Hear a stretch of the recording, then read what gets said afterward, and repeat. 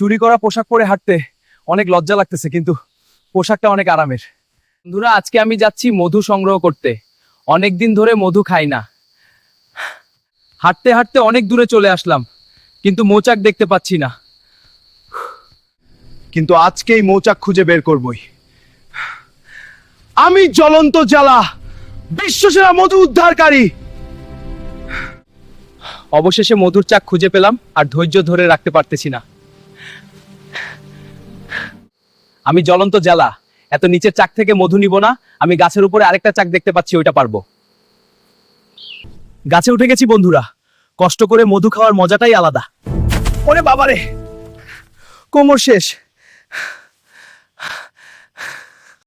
আমারও অনেক শিক্ষা হয়ে গেছে। আমি আর জীবনেও মধু খাবো না। ওরে বাবারে!